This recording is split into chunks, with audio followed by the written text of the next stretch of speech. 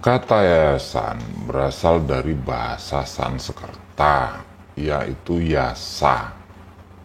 Yasa memiliki arti kemuliaan atau kehormatan.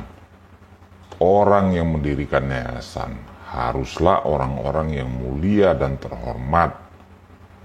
Sedangkan arti kata yayasan menurut KBBI adalah badan hukum yang tidak mempunyai anggota, dikelola oleh sebuah pengurus dan didirikan untuk tujuan sosial, dalam kurung mengusahakan layanan dan bantuan seperti sekolah, rumah sakit. Contohnya YLBHI atau LBH. Lembaga bantuan hukum ini didirikan oleh dua orang yang mulia, Adnan Buyung Nasution dan Ali Sadikin. Sebagai pendiri, dua orang ini juga aktif sebagai penyantun yang menghidupi lembaga yang mereka dirikan. Padahal dua orang ini bukanlah orang kaya, melainkan orang yang selalu ditekan oleh pemerintah Orde Baru. Tapi karena idealisme mereka agar rakyat jelata bisa mendapatkan perlakuan hukum yang seimbang, dua orang sederhana ini mati-matian menghidupi yayasan yang mereka dirikan, tanpa pamrih, tanpa masuk dalam kepengurusan.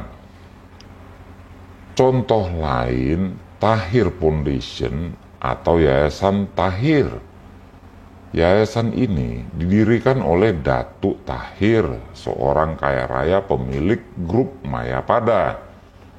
Baru-baru ini Tahir Foundation menyumbangkan uang 10 miliar rupiah sebagai bantuan kemanusiaan ke Afghanistan melalui UNICEF. Sebelum adanya Undang-Undang Nomor 16 Tahun 2001, tepatnya di era Orde Baru, banyak lembaga yayasan sengaja dibuat untuk tujuan menghindari pajak dan sekaligus sebagai sarana untuk mencuci uang hasil kejahatan. Menurut Kamus Bahasa Indonesia KBBI, yayasan adalah badan hukum yang tidak memiliki anggota.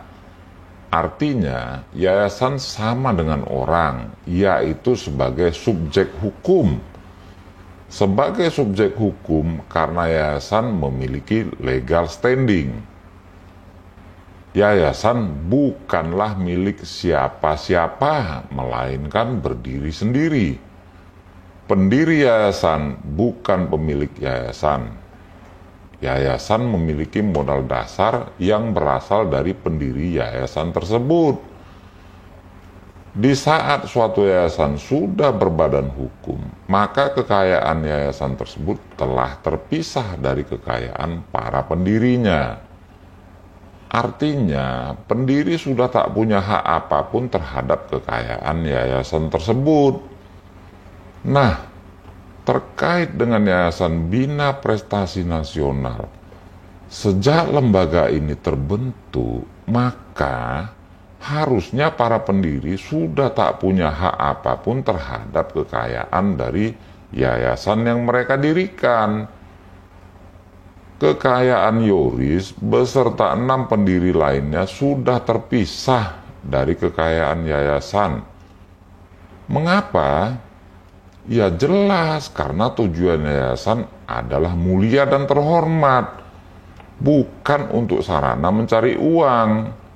Dan ini pun diatur dalam undang-undang. Tapi yang dilakukan oleh Yoris dan keluarganya yang terlibat dalam pendirian yayasan justru sebaliknya. Yayasan dijadikan tunggangan untuk mendapatkan kekayaan. Dana-dana sumbangan masyarakat dan bantuan pemerintah justru dijadikan bancakan untuk memperkaya diri sendiri. Padahal mereka tahu perbuatan yang mereka lakukan adalah perbuatan melanggar hukum yang ancaman hukumannya 5 tahun penjara. Sumbangan para siswa, bantuan pemerintah seperti dana BOS, dirampok dari yayasan buat memperkaya diri sendiri. Dan celakanya, perbuatan ini sudah dilakukan bertahun-tahun lamanya. Bantuan pemerintah yang masuk ke yayasan yang mereka kelola berasal dari APBN yang sumbernya dari pajak kita juga, pajak rakyat Indonesia. Sangat miris memang. Banyak orang tua yang anaknya tidak bisa ujian di beberapa sekolah swasta di negeri ini karena belum bayar SPP atau tidak bisa mengambil ijazah. Bahkan ada murid yang bunuh diri karena malu tak bisa ikut ujian sebab orang tuanya tidak mampu membayar SPP sang siswa. Di sisi lain, para pengurus yayasan-yayasan tersebut justru berpoya-poya menilep uang-uang bantuan pemerintah yang berasal dari pajak rakyat. Beli mobil, beli tanah, bangun rumah, gaya hidup mewah yang hedon.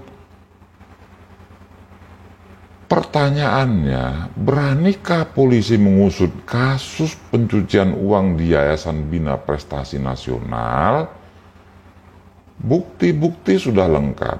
Yoris mengaku dalam berbagai wawancara di berbagai media massa nasional. Pengakuan Yoris melalui media ini sudah mengandung 2 alat bukti. Ditambah saksi dan pengakuan pelaku, maka sudah ada minimal 4 alat bukti untuk dijadikan proses penyidikan.